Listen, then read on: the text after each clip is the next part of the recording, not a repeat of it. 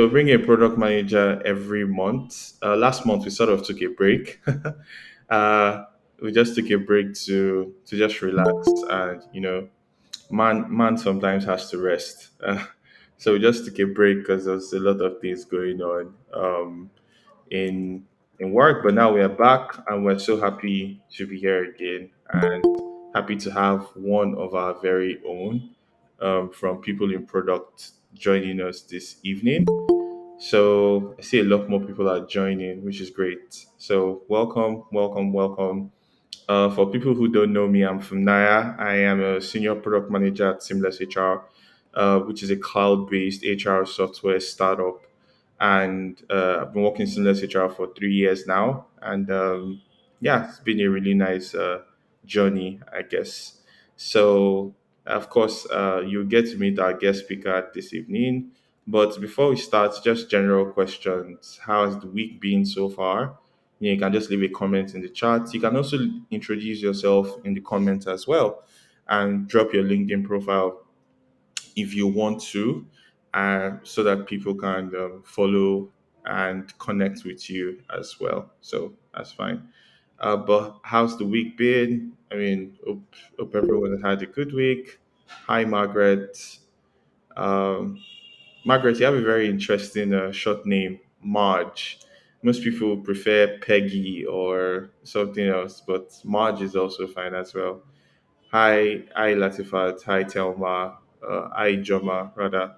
Um, I hope everyone has had a good week, uh, much better. Hi Anoop, welcome.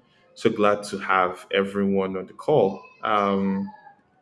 That's great. That's awesome. And we should be starting soon. We just want some people to join in. So we'll officially kick off at 6:10, and hope that today's conversation will be a fantastic one as well. So, yeah, you can still introduce yourself. Um, oh, great. Hi, Anoop. Anoop is a senior PM at an AI startup working on psychometric analysis. That's very interesting. I think I'll have a background conversation with you after the call. That sounds really, really interesting. I'd like to learn more about that. Please, for you guys, if you're not following the product gist yet or you're not subscribed to the product gist, well, I guess the question is, what are you waiting for? I write at least 3 times a month, give or take. Yeah, 3 to 4 times a month. And I read at least 3 to 4 times a month, just helping people, and writing for me, like just writing about product management, is a very interesting thing because naturally I am a writer, but I haven't written any other thing. I haven't written fiction or poetry in a while. But when you ask me, "Oh, when was the last time you wrote?" I say, "Yeah, I wrote last week. I wrote I wrote something on product management like 2 weeks ago." So yeah, it's great to see to have everyone on the call. So I think we can get started. So today's conversation, would we are very very glad. I am extremely glad to have Bridget on the call. Before I allow Bridget to say anything else, I would just like to read a very short introduction um, of Bridget. So Bridget is a Brilliant is a product manager with over 4 years of experience building products that users love.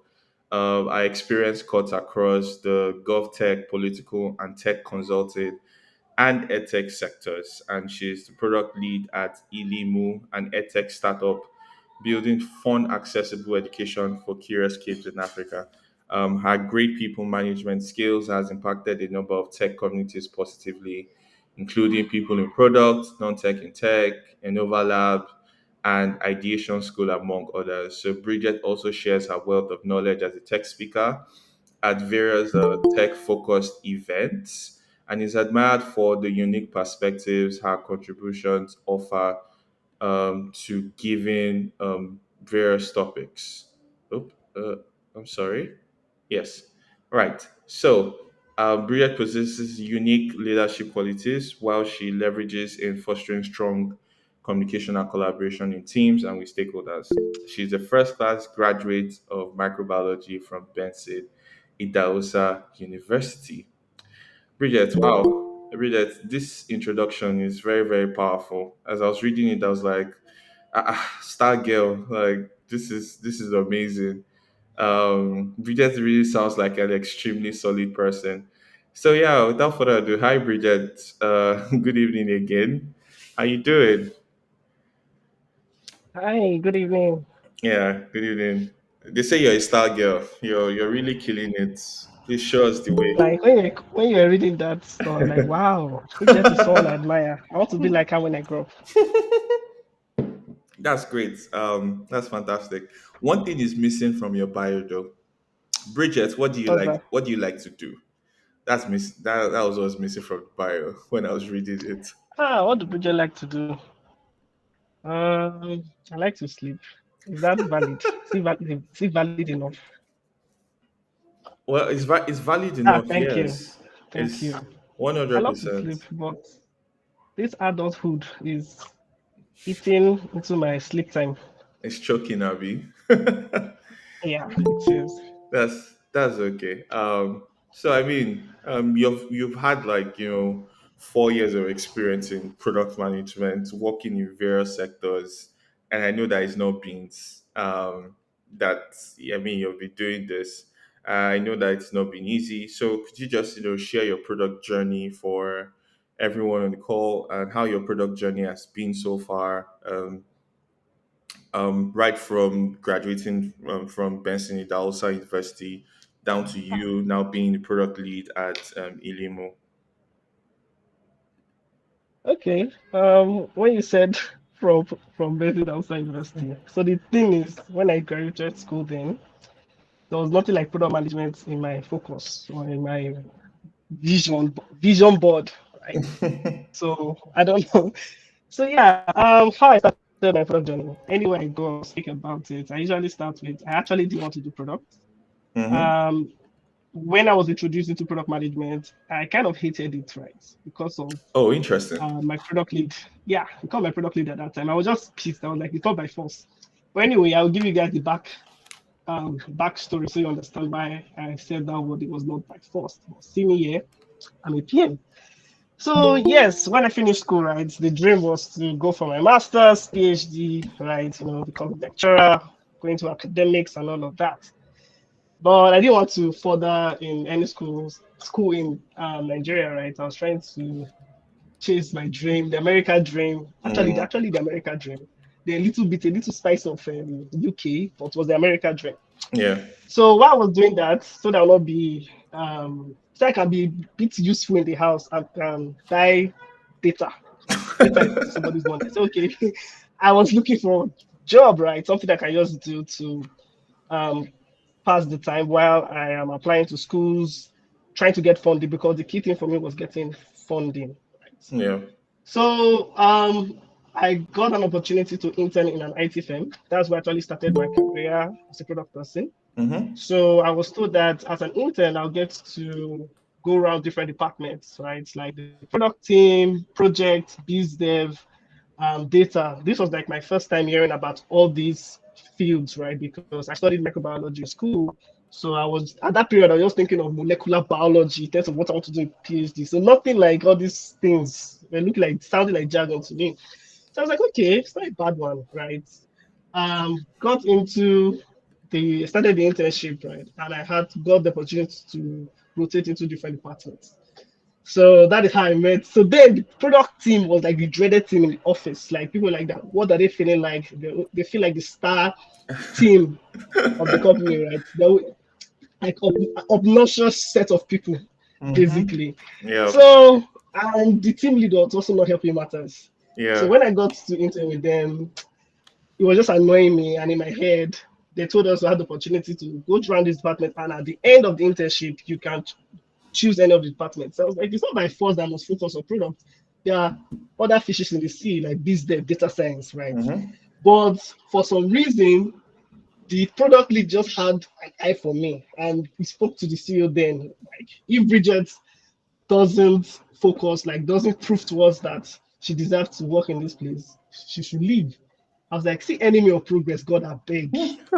Then, so the person, he actually saw, according to him, but now we're actually good friends. So I'm just giving backstory. He said he saw something in me that he believes I can do this thing, but I just don't want to focus. And it was true because at that point in time, I was actually more focused on getting funding, getting scholarship or whatever. So I was like, okay, I'm going to prove to this guy that I can do this thing. And when I prove to him I can do this thing, they will beg me to stay. Then I want to leave because I'm not going to stay in this thing. So that's what I did. I said, okay, let me even come and understand this product management. What are they even talking about?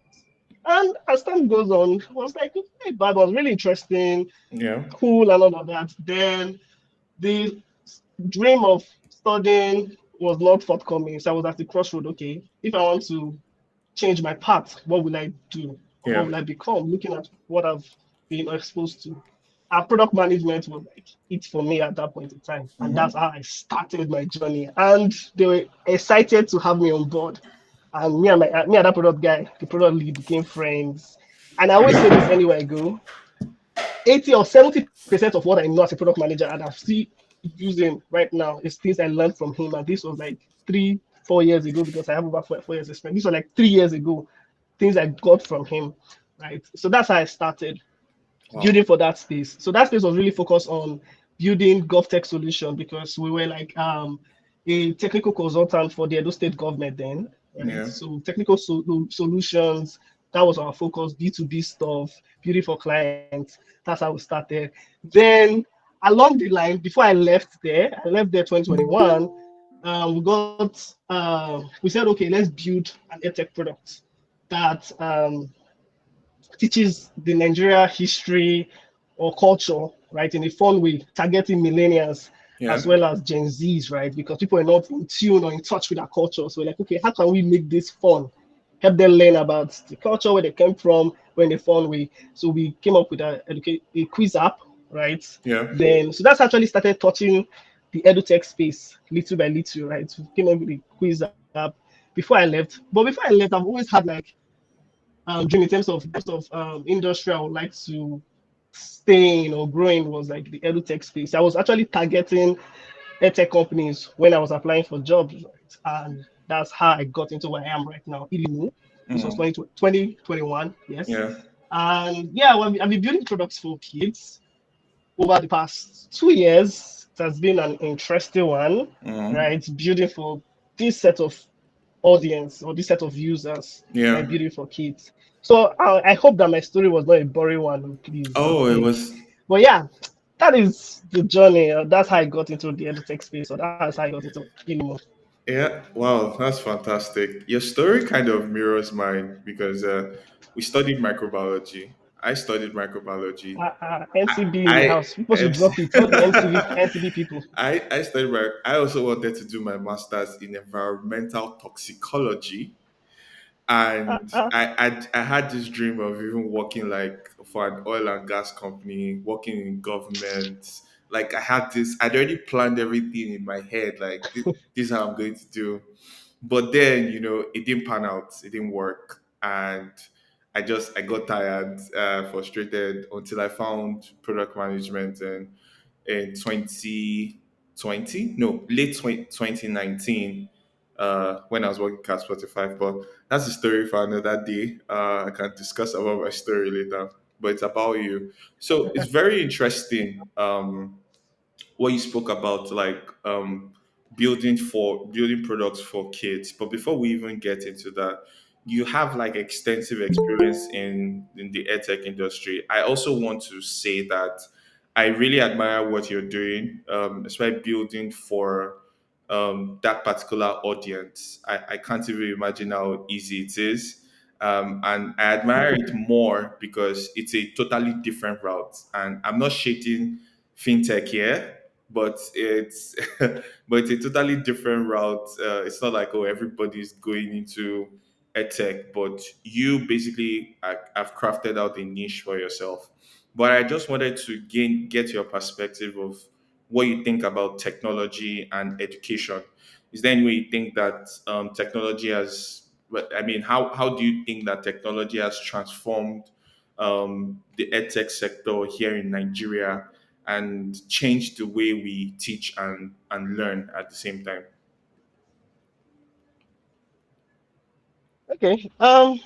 That's a cool question, right? Because basically that is what we're doing, yeah, in this industry, using technology to to improve learning, basically.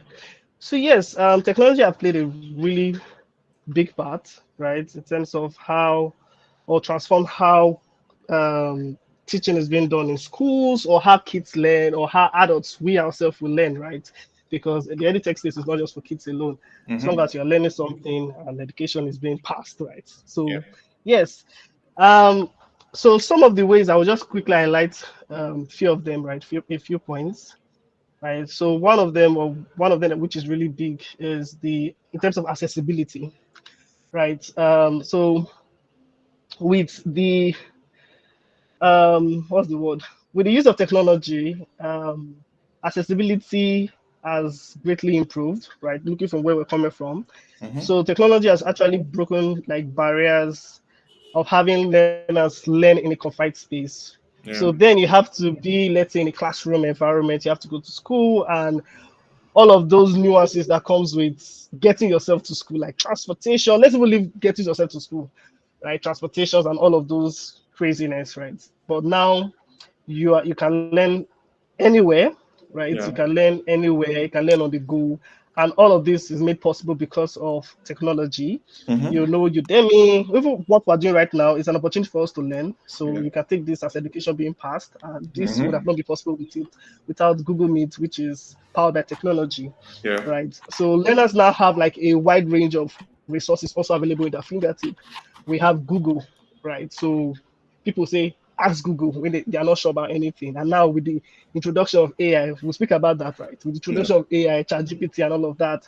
So it provides learners like equal opportunity to learn any part of the world. What I have access to here in Nigeria is the same thing that someone in the US or UK, we have same Google, same access to resources because technology have made this possible. Yeah. Also, another point is personalized learning, right? Mm-hmm. Something that a lot of edutech companies are trying to solve for, right? Although we are still trying to solve for it, is improving learning outcome, or in terms of improving learning hours or learning hours completion. Because if I say let's do a poll here of how many people here on the call have finished some of the courses they have on Udemy, Coursera, and the likes. You're shaking the Many table. people see, even me, from I'm telling you, except oh god, I have to be forced.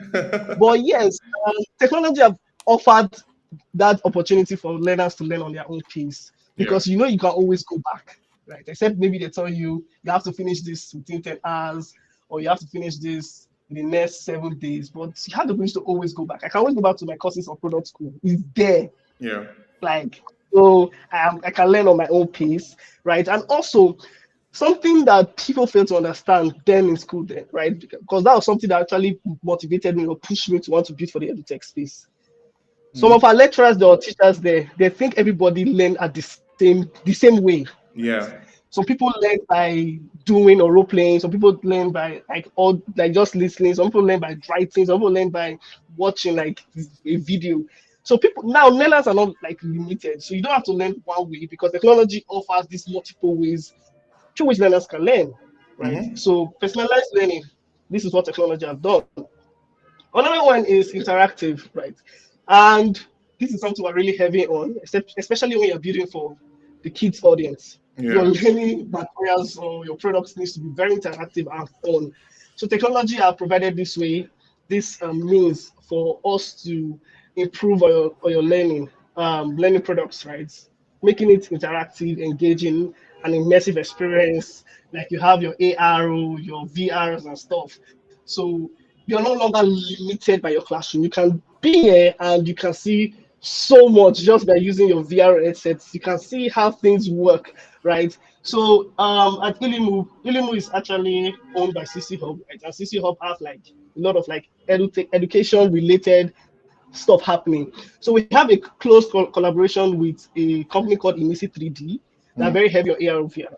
So they were doing like an exhibition, right? And I got to see the human body inside. Just by wearing the headset, I could see how the blood molecules, how everything interconnects Mm-hmm. basically. And this will not be possible without technology. I can see everything. Even with eLimu, some of the things we're doing simulations. So you're no longer limited to class reagents to do practicals, reagents or materials being exhausted. You just have to click a button, reset, and you see all your materials will just reset on the screen. So you can see what you are being taught. It's not just what your teachers are telling you, but you can actually see how, for instance, one of our products is called Energy Lab, how energy is being converted. You see how energy is moving, or how energy is generated from the sun, the type of energy that's being generated, how it gets to the solar panel. You can see all of this visually, and Yeah. it makes more sense. And this is some of the ways that technology have done. Last but not least is in terms of analytics, right? Also Yeah. being able to predict and show like gaps where learners are like having issues, and you can and some of this technology like AI now can help like recommend ways you can improve like your learning or what you need to adjust in your pathway. So let me not speak too much on this because technology has actually done a lot, right, and empowered students and educators. So yeah. Wow. Bridget, I see why they say star girl. But yeah, thank you so much. I actually agree with everything that you actually said. And we never used to have this access like for a very long time. Now everybody has so much access. Like I could literally wake up today and decide I want to learn something new, and technology already has a way of me doing that. But I mean, given the fact that you're building for kids, I guess the next question I want to ask is, how do you treat kids differently? So when I mean by differently, like for maybe a fintech product, for example, like a payments platform, you already know that your personas are most likely adults, or most likely young adults, or most likely old people if you are going the route of banking for the unbanked. If you're looking at a SaaS product, you know, most likely you're probably targeting businesses like large enterprises, and these are people that are to a very large extent a bit more conversant than a kid when it comes to devices, so to say, or at least they are. But I want to know, like, you know, is there any difference between building for a personas like kids versus building for personas like you've worked in GovTech, for example, like building products for uh, GovTech personnel or government personnel rather, and building products for children or kids? Is there any difference, or is it all similar, or is everyone just a user and you don't mind? It doesn't matter at the end of the day. So yeah, that's a good question, right? Everybody's a user, but you just need to know who are your type of user, right? Mm, So you said something about you understand you are building for fintech. I just want to quickly correct you. Do you know there are a lot of like fintech apps for kids right now that motivates yes. them to save and all of that? So Yeah, when you say yeah. fintech, you're making it sound like kids cannot fit into the audience. Oh no, no, no, no, no. Yeah. That's So how I mean. But I get your point. I get your point. What you said. yeah, Yeah. and if you are building a fintech product for kids, there are certain things that you have to put into consideration when you are working with Indeed. such audience. Yeah. So yes, it's just like any different types of industry. When you're building an edtech product, it's not the same way you want to build a fintech product. It's not the same way you want to be a health care product. There are some nuances and types of users, right? Hmm. And kids, these young individuals, right? They are special people, very special people. I know why I'm saying special because oh gosh, they will make you run bad. But yeah, building for them takes patience, right? And this is something that I'm going to say at the end of my talk, right, in terms of any last words or any pointer. If you want to build for this set of audience, you really require patience, right? Because yeah, kids are a lot. But yes, some key things you need to take into consideration when building for this type of audience, right, is one, having in mind the particular age you're building for. So when you say kids, right, it Hmm. depends on how you're looking at it. For eLimu, we're very focused on kids age 5 to 10, and these are kids that you find in the elementary school level or basic school level, Yeah. right, that are really focused on improving numeracy and literacy at that particular level. Hmm. Some people build up to, let's say, teen level, like 12, 13. So people build up to, let's say, 17, age 17. You can find this set of audience in, let's say, senior secondary school that are preparing for WAEC and stuff. And there are some edtech products that actually help students prepare for WAEC. So the Yeah. way you will build for, let's say, age 14 to 17, it's not the same way you build for age 9 to 10. It's not this 9 to 12. It's not the same way you build for age 5 to 7. So you have to understand this. When you say kids, you can't just group them, Yeah. right? Because as adults, right, you can easily group them. Say, okay, you're building for the millennial audience, right? And millennials can fall between, let's say, for instance, 26 to 34, like a wide range. You can work with that. You're working with the Gen Zs, like if you're looking at the age range like 10, 12 years, you can't do that with kids, right? Mm-hmm. Because this is based on, you have to take into consideration things like that cognitive abilities, language skills, developmental stages, how they develop up to like things that they can understand, right? So Yeah. you have to really categorize your audience properly. I thought Yeah. about this when I was doing a product session with Enova Lab about building digital products for kids. I really went deep into that, but because of time.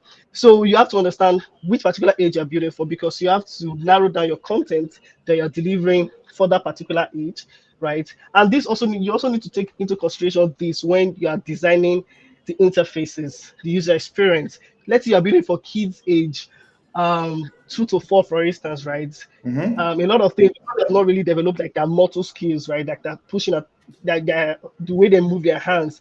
So you have to take into consideration UI elements like that will allow them for like tapping, swiping, right? You Yeah. know, to put things like that are more in depth. It can't really work for this particular type of audience like age 2 to 4, because they've not really developed their motor skills, so they can't really handle stuff. And because of the fat thumb problem, if you look at babies or kids within that age, they have like this big thumb. So if your buttons are too small, it won't work, right? And they use tablets, because that's like the in thing for kids right now. If you're a parent, you don't buy your child tablets, problem. So you have to look at devices that are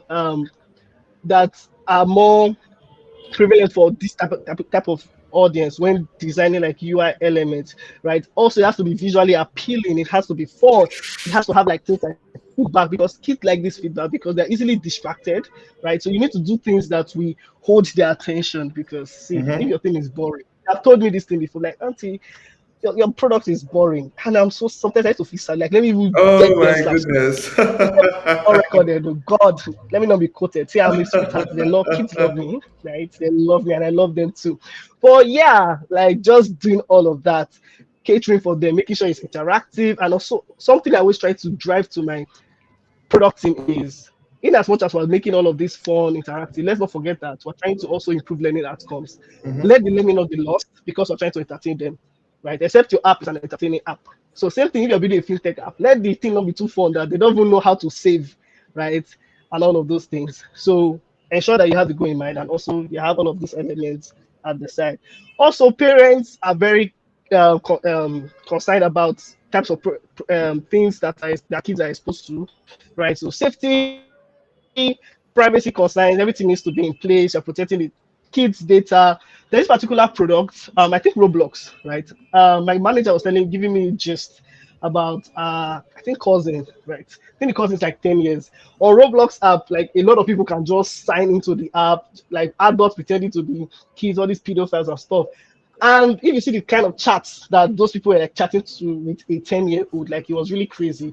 So parents are really worried or wary about the type of things that their kids are exposed to. So you need to ensure that you cater for all of this to ensure maximum safety for these kids, right? Also, something that is really key that I remember when we hired my product designer, that I struggled with was conducting conducting user testing with these kids. See, it's different from when you're conducting user testing with adults, right? Yeah. I said something about patience. See, you will need it. And also, you don't need to look scary. Mm-hmm. Something that have really helped me is when you're working with these kids, you need to learn how to be approachable, right? They might not want to give you what you're looking for, because you're trying to improve learning, you're trying to build something that they love and they will use, right? Because you're not the only app on their phone. Have you held a child tab before, when you see the number of apps that they Mm-hmm. have. My nephew have over 20 apps on their phone on his tab. See, eLimu is like fighting for our life. So you need to look at all this. Yeah, I kid you not. Hold just after this call, go and check any tab, kids tab. Nothing less than Everything 10, calling 15 their apps attention. calling their attention. And if they get easily bored or confused, they don't know what to do, they're going to drop your app. So you Yep. need to know what you're building. And the reason I'm saying this is I have nephews and nieces of different age groups. I told you about different understanding age appropriate content. Okay. So most of the three of them, they have like 2 years differences, but they are like different personality. I kid you not. Um, the particular product that we built for kids age 5 to 7 is called Shape Trivia. Teaches kids how to learn shapes. So it has 4 colors, shapes just be popping left, right. My niece that is like 7, 6, she loves the app. My nephew that is 9 is like, what's happening? That this app is so boring. Like, what's going on here? Right. So you need something that is a little bit difficult, but not too difficult. Things that okay, you can say, okay, he's feeling like a boss, like oh, I know this thing, but he's like putting his knowledge to test. They love those kind of things for that particular age group. So you need to understand this age. See, this age is I can't speak too much on it. You can I think the session I did is on YouTube, right? About this different age group and building for all of them. So all of these nuances need to be taken into consideration. Testing, building rapport, avoiding the use of jargons because see they're kids. Can't be Yeah. using big grammar for them. Like they'll just be Mm-hmm. confused. So all these things are things that are a bit different when building for adults because Yeah. adults are a bit straightforward. They don't need too much interactions or feedback going on their screen because they'll be like, I don't have time for all of this. Let's say I'm building a fintech app. I have mascots flying left, right. Like, who designed this thing? Like, for my money. Hope my money will not pay God. You just want to the money. But for kids, you need all of these elements to Mm-hmm. keep their attention. But for Yeah. adults, you can't do all of this craziness because mind you, we don't have time, especially let's say if you take your money. So yeah. Wow. Wow, that's amazing. Such a very interesting, especially building for the age group that you spoke about.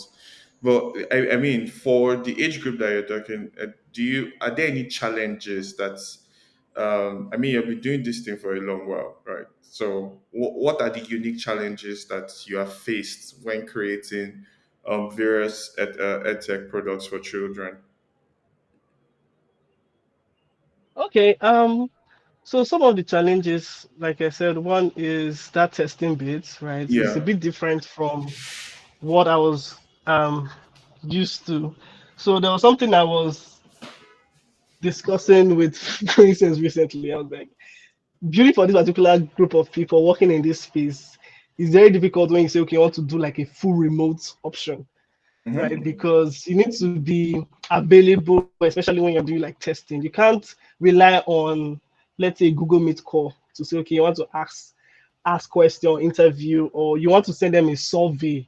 They won't feel it, or they might not give you what you want. And a lot of things that you might want to get is based on observation, observing the kids. Are they looking confused? Are they distracted? Don't they understand something? Like all of these things are key things that you need to take into consideration when you're performing like usability testing with this audience. And you Yeah. can't really do that with like Google Meet. Is very advisable that if you want to test with kids, Yeah. let it be physical. Don't Mm-hmm. do that. But you can do that with adults, right? You can just send a survey. We get all of that on PK Sure. product Slack channel. People be like, I'm building this new product. Help me feel this. I'm building this new product. Go and do that with kids now. The kids will have your time. I can't even So imagine sending a survey to a kid. What's the kid going to do with the I'm just survey? like they'll just be see, and most times they feel like it's like a performance thing. They'll just be Yeah. feeling it based on what you want to hear. Mm-hmm. And that is not what you want. So doing all of that was something I had to like adjust to. Mm-hmm. Also, in terms of my creativity, in terms of the type of products, I watch a lot of cartoons, play a lot of kids games because Yeah. I have to be up with the trend. Mm-hmm. Gosh. But the good thing is I love cartoons, so it's not like a bad one. So doing Yeah. all those things, interacting with their products, trying to understand it, were like some new things I had to pick up, right? Yeah. And also, it's not easy managing for that safety bit I spoke about, Yes. right? Yeah. Is a little bit tricky when Mm-hmm. doing that for kids because in as much as you want to try and try, there'll still be pedophiles in the net on the net that is still out there. Mm-hmm. So all of those things are some of like the challenges I faced when coming into the space. But yeah, I actually love children. I love kids, so it was not difficult working with this audience. Even though they are handful, I enjoy Yeah. it. So yeah. That's awesome. So, thank you so much for sharing that. Especially the remote part. Kids, especially kids when they are growing up, they love a lot of physical contact. So all of this, you're on the phone, talking to them on the phone. They don't really feel that, but when they see you and you're able to relate with them, very very easy to get them to test out the products that you need to test. But a couple of weeks back, I saw your talk on gamification, and I thought it was very, very interesting because I also have been thinking about gamification for SaaS products at the end of the day. But when I was doing my research on gamification, there was this idea, behavioral, what should I call it now? I can't remember the words. This behavioral concern that to kids might get too addicted to edtech apps, for instance, or with the gamification aspect, like when there's a lot of gamification in an edtech product or any product in general, there tends to be a very high level of addiction. So I wanted to ask, like, in your line of work, are you aware of this? And if you're aware, of course I want to believe that you're aware, and if you're aware, how do you guys mitigate it? Or is it a case of, oh, you know what, we want them to be addicted, we don't care how it's going to happen, they must be addicted? When they were teaching, I mean, when we started learning about products, it was a case of, you have to make sure your users are hooked, they have to be hooked, they have to be engaged, they have to be this, they have to be that. And all of us carry that thought within us that yes, our users have to be hooked. But is there a part, especially when it comes to gamification, that you guys are a bit worried about the behavioral aspect of kids? All right, thank you, Funaya, for that question. Right, it's very wonderful how you carried my other talk into this talk. All talk is talk. Voila for talk. Anyway, yes, of course we know about the whole addiction bit, right? Yeah, Because yes, and this was also asked during the masterclass on gamification I did, right? yeah. So they are like the negative bits of gamification and the positive bits, right? And Mm-hmm. gamification really, if there's a way you use it, can really be addictive because people are really addicted to Candy Crush Yes. and the couple. I try not to. Once I hear that people are addicted to something, I just don't even bother starting playing. I don't like engaging with that particular app, Mm. right? So yes, parents also are wary too about that in terms of addiction. They don't want their kids to be too addicted or don't have time for any other thing. Although we're also trying to improve learning, Yeah. right? And some parents they don't really mind, right, if they spend a lot of time um, learning that a lot of time in terms of learning as on particular products, right? So something that some companies do or some edtech products do is they have like daily limits or put it in control of in the hands of the parents. So parents can control any hours they want their kids to spend on the app. So you're giving Mm-hmm. them this opportunity that you can control your kids' learning hours, or you can set it. And if the child spends up to like 3 hours a week, it's locked till next week, that kind of thing, right? And some products, right? Some products they really use like gamification in terms of like really in-depth game-based environment where kids can also spend in the app. Let's say case in point, you are learning a particular concept and you also have opportunity to play some really there are some games we call hyper casual games. Yeah. I'm trying to think of an example now that will really come that people can relate to. Like hyper casual games that don't really have a lot of things to do. So like your Candy Crush, you're just pushing stuff, sword pulse, all those kind of hyper casual games, they can just add some of those elements so that kids can have something that okay they can relate with inside the game. Some products, what they do is you cannot access these hyper casual games that you might consider a bit addictive if you don't complete like a number of learning concepts on the app, right? Mm-hmm. So when you do that, you have access to it and it's locked again. So it's a way of like controlling what you're exposed to. So it's not entirely open. These are like different approaches which people use to tackle or address this situation, right? And yes, something I told them is we actually want kids to spend time in your product. And I use the word habit forming, which you spoke about the hooked framework, right? Yeah. So let's not use the word, I told them, let's not use the word addictive, right? But let's use the Mm-hmm. word habit forming. How do you build habits on your products that kids or learners can always come back to? And yes, gamification is one way you can do that because it talks about, let's say, progressions, competitions, feedbacks, and all of those things, right, which you can infuse into your product. Mm-hmm. Duolingo is one of Duolingo is I spoke about Duolingo, like I really went in depth in Duolingo as a case study. Duolingo, like they got it right using gamification, and gamification actually helped them spike or increase their user growth, right? Duolingo is one app that are really doing well. Yeah. But Duolingo, if you're using it right, you can actually be studying it a lot of times. Because there's this thing I told some of my audience during the last masterclass is we try not to steal ideas, we just borrow concepts, right? Mm-hmm. So sometimes you see me, I spend my time interacting or engaging with some of these products just to see, okay, how they're doing their thing, how can I infuse some of these things into my products? Is something that Duolingo is using. They have like a leaderboard feature, right, which you can progress based on the time you spend completing like a lesson. If you get 100% correct answers, it increases like your score points, and this also levels you up on the leaderboard. So you have a sense of progression, you have a sense of they are doing something amazing, you have like achievements, you have streaks, all of these wonderful things just to get users engaged, right? Because we're trying to improve the learning journey of your users so they don't get bored. Because learning alone is a lot. So how do we infuse some of these elements that it's not too much, right? Because if you go because of time, I can't be talking about Duolingo case study right now. But there are some things that Duolingo tried initially, some game elements that was not right for them at all. So Mm-hmm. it actually you actually need to consider some of the mechanisms that you want to pick because you need to understand the right balance. There's something that Duolingo tried that it didn't do anything, it didn't really move anything for their product, and they're like, okay, they went back to the drawing board. What can they do? What kind of elements? So it's not just about I want to gamify my product or gamify the learning um, way, the way my product teaches kids, right? So you have to think Yeah. about okay, what elements can you pick, right? That will create that right balance for what you're trying to push out there.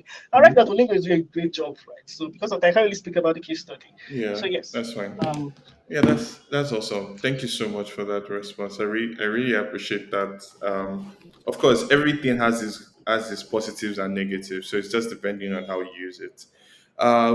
So, I mean, what do you see the future of edtech in, especially in Nigeria and then the rest of Africa? Because I think edtech is a very interesting space. Like maybe a lot of product managers are not really running into or really thinking about. But what do you think the future of edtech in Nigeria and Africa is going to be? And what are some of the trends that you're seeing that has you excited the most? all right. So yes, we just spoke about one, which is gamification, use of gamification or gamified learning. This is something that is really picking up, right? A lot Mm-hmm. of companies now are looking for how to gamify their content. After that masterclass I did, a lot of like organization came to meeting like they want to gamify the content. They don't even know where to start. But thankfully, from the conversations and real life examples or scenarios I gave, they Yeah. were able to like start noting out some points. So gamification is something that a lot of people are picking up, right, in Mm-hmm. terms of how they want to improve their products because something that every edtech person is concerned is improving learning outcomes or learning hours or the completion time for whatever you're learning. Like we said during the start of the call that if you do a poll here, a lot of people have not finished some courses, and Udemy are trying like with some Udemy are trying with some gamified elements and all of that. So another one again is AI. AI is like the new thing right now. Ah gosh, AI. So using artificial intelligence can also help increase like personalized experience, learning experience for kids. It can also help with targeted interventions for students in terms of where they are not performing properly, how you can profile like solutions in terms of the type of data, looking at how the kids learning performance over time. You can make predictions, okay, how the kids will perform based on how the child is learning. If they do this and this, how to pick up. So AI can do all of that. And I spoke about one again, VR and AR, right? Yeah. Virtual reality. This is something again I'm really excited about, Yeah. right? It's really cool and great. It's just because of the costing, Yeah. right? Terms of adoption in this country. But if it's something that we can, I don't know, look for a way around, it's something that would be really great to explore. So Yeah. yeah, those are the three ways I'm just saying looking at. Fantastic. Thank you so much. Thank you so much for that. I'm really interested in gamification and AI. I think I'll be taking a much closer look to the edtech industry now, based on this conversation today. So thank you, thank you for enlightening me. Every opportunity to learn is always very interesting for me. So, do you have any advice for any product manager who might be looking to enter the edtech sector? Yeah, just a couple. The first I said was patience, right? Yeah. And also empathy for what you're trying to do. I've seen a lot of people tell me that Bridget, like you're doing like an NGO job because where the money is, you know where the money is the fintech space and all of that. So building building for this space really takes you to be really intentional of in Yeah. terms of what you're trying to do because yeah, you're trying to improve learning outcomes and stuff. So you have to really be empathetic, Yeah. patience, also try to understand your audience or the ecosystem, how things work, Yeah. right? Because there are a lot of players. It's not just the learners, right? There are other people. Let's say you are building for K to 12, like kindergarten to grade 12. Sorry, let me use Nigeria terms, SS3. Sorry, because we call it K to 12. So Yeah. building for this particular audience, you need to understand there are other types of key stakeholders like the teachers, the parents, how they will use this products in their classroom. You need to really think about all of this in terms of adoption, right? So Yeah. you need to understand the pedagogy you're going to use. Like in eLimu, we use IBL, inquiry-based learning. That's like our key go-to framework. So you need to understand all those things. So Yeah. yeah, that is like my advice. Very awesome. Thank you so much, Bridget. I don't know if anyone wants to ask a question. We have about 2 to 3 minutes for questions and answers. If anyone wants to ask Bridget, Bridget has shared a lot today, um, on this platform, and I think that if anyone wants to like reach out, I mean, you guys already know where you can find her. She's on LinkedIn as well. Her name, she's on Slack. You can reach out to her as well. She's also on Twitter. You can reach out to her to ask any of the questions that you need to ask. But I want to really thank Bridget for allowing us to for honoring the invitation of the product chat team, and I really appreciate the time that you have spent with us and sharing so much knowledge with us on building for kids. Like I said, I've been following your work, and as a follow product manager, I can say that it's really amazing work that you're doing for kids, and really appreciate the effort that you're putting in as a product manager building for these kids. Um, Thank you so much. I don't know if Bridget has any final words to say before we close this. My final word is stay jiggy. Okay. Yeah, stay jiggy. And for everyone who is coming to the PIP event on Saturday, I look forward to meeting everyone that I haven't actually met before. Look forward to seeing you guys. Look forward to seeing people that I've seen like 1 million times, like Bridget. So yeah, so I look forward to seeing everyone. And yeah, hope you guys have a really good end to the week, and take care of yourselves and stay good. Thank you, everyone. Bye. Hi guys. See you on Saturday.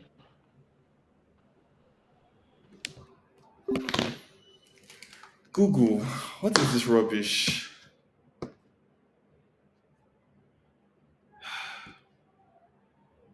Google are crazy. Oh. Hey, so for me to enjoy longer calls, I Google insane. At this point,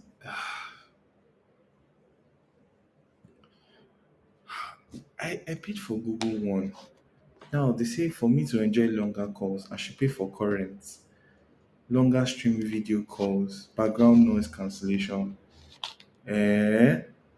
Okay. Hmm. Meet video call recording. You can give me that. Okay. I'll think about it.